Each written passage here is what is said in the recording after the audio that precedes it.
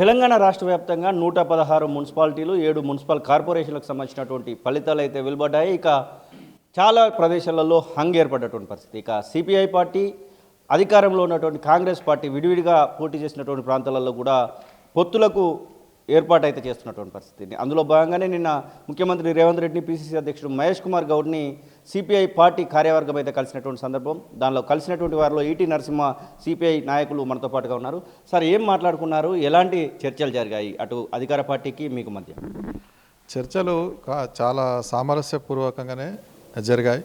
ఒకటి, మేము ఇండియా కూటమిలో ఉన్నాం కాబట్టి జాతీయ నాయకత్వం కూడా సిపిఐ ప్లస్ కాంగ్రెస్ పార్టీ కూడా రేపు ఫ్యూచర్లో కూడా మనం కలిసి ప్రయాణం చేయాల్సినటువంటి అవసరం ఉంది. ఏదో ఒక జిల్లాలో అంటే చివరి వరకు ప్రయత్నం చేసి కూడా దాన్ని కూడా కాంటాక్ట్ చేసింది మేము ఫ్రెండ్లీగానే కాంటాక్ట్ చేశాం.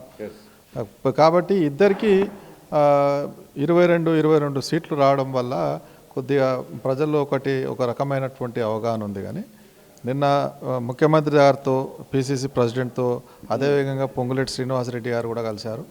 చాలా సానుకూలంగా మనం ఇద్దరం కూడా 50-50% షేరింగ్ అనేటటువంటిది మాట్లాడుకున్నాం. మొదట సిపిఐకి 2.5 సంవత్సరాలు, తర్వాత 2.5 సంవత్సరాలు కాంగ్రెస్కు డిప్యూటీ మేయర్, అప్పుడు మళ్ళీ షిఫ్ట్ అయ్యేటటువంటి పద్ధతుల్లో సానుకూలంగానే చర్చలు అనేటటువంటి ముగిసినాయి. రేపు జరిగేటటువంటి దాంట్లో సిపిఐ మేయర్ అనేటటువంటి కొత్తగూడెంలో ఉంటారు. ఓన్లీ కొత్తగూడెం వరకు ఈ యొక్క సహాయత జరిగిందా, లేదు అంటే రాష్ట్ర వ్యాప్తంగా ఉన్నటువంటి మీరు దాదాపు 40-42 స్థానాలలో కౌన్సిలర్లు కూడా గెలిచినటువంటి సందర్భం, అటువంటి ప్రాంతాలలో కూడా కాంగ్రెస్కే మద్దతు ఇవ్వబోతా ఉన్నారు?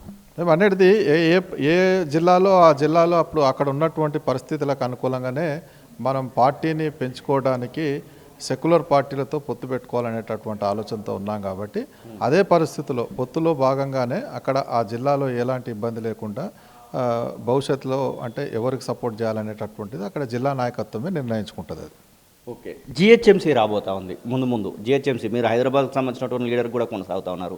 దాదాపుగా ఈ పరిధిలో కూడా చాలా వరకు పట్టుంది. మొన్న జరిగినటువంటి 100 ఏళ్ల సభలో కూడా వేలాది మందితో ర్యాలీలు చేసినటువంటి సందర్భాలు చూస్తున్నాం.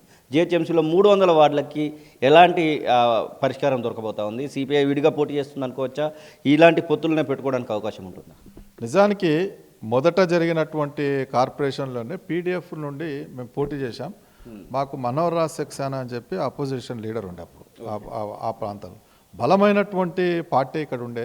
ఎప్పుడైతే మతోన్మాదులు బీజేపీ, ఎంఐఎం లాంటి పార్టీలు వచ్చినాక మత విద్వేషాలతో జనం విడిపోవడం అనేటటువంటిది జరిగింది.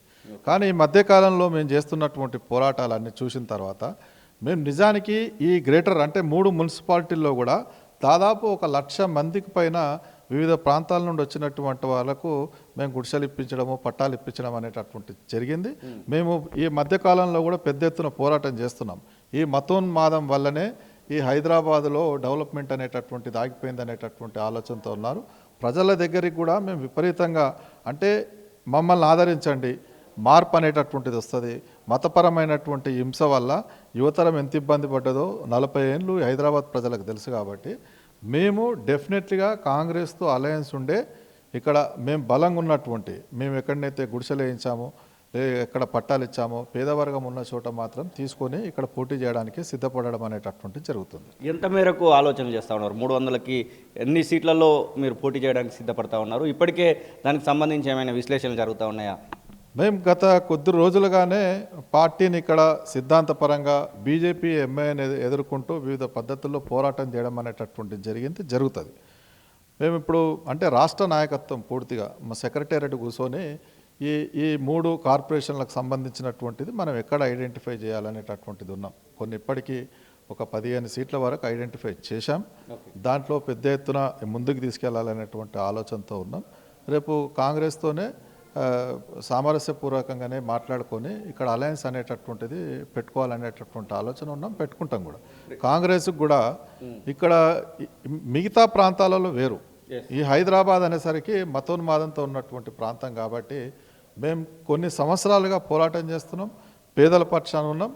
మా వైపున కొద్ది లక్షలాది మంది అంటే ఎర్రజెండా అనగానే వీళ్ళు మాకు గూడు కల్పించారనేటటువంటి ఆలోచనతో జనం ఉన్నారు. కాబట్టి కాంగ్రెస్ పార్టీ కూడా సానుకూలంగానే స్పందించి అలయన్స్ పెట్టుకోవడం అనేటటువంటిది జరుగుతుంది. మేము కొద్దిగా మాట్లాడినప్పుడు కూడా హైదరాబాదు ఎలక్షన్లప్పుడు మనమంతా కలిసే పోదామనేటటువంటి వాతావరణం కాంగ్రెస్ నాయకత్వంలో కూడా కనిపించింది. ఎస్, ఇక్కడ 2023లో మీరు ఏదైతే నామినేటెడ్ పోస్టులకు సంబంధించి కూడా ఒక పొత్తు పెట్టుకోవడం జరిగింది. అసలు ముందు నామినేటెడ్ పోస్టుల విషయంలో ఏమైనా నిన్న చర్చలోకి వచ్చాయా? మేము నిన్న చర్చ చేసిందంతా కూడా ఒక కొత్తగూడెం సంబంధించిన దాంట్లో చేసి మిగతాదంతా కూడా మళ్ళీ ఎప్పటికప్పటికి ఒక కమిటీల ద్వారా వేసుకొని సామరస్యపూర్వకంగానే ఎలాంటి విభేదాలు లేకుండా పోవాలనేటటువంటి ఆలోచనతో మాత్రం నిన్న ఒక మామూలుగా మాత్రం చర్చ జరగడం అనేటటువంటి జరిగింది. ఇది ఈటీ నరసింహ సిపిఐ నాయకులు చెప్తున్న మాటలు. మొత్తం మీద కాంగ్రెస్ పార్టీతో మేము ముందు పొత్తులో ఉంటామనేటువంటి మాటను తెలియజేస్తున్నాయి. ఇక కొత్తగూడెంకి సంబంధించినటువంటి విషయంలో సగం పదవీ కాలాన్ని పంచుకోవడానికి అయితే సిద్ధపడ్డటువంటి మాటనైతే వారు చెప్తున్న పరిస్థితి. కెమెరా పర్సన్ అజర్తో శ్రీనివాస్, తొలి వెలుగు, హైదరాబాద్. అసలైన తొలి వెలుగు. ఫాలో వాట్సాప్ @తొలి వెలుగు అఫీషియల్.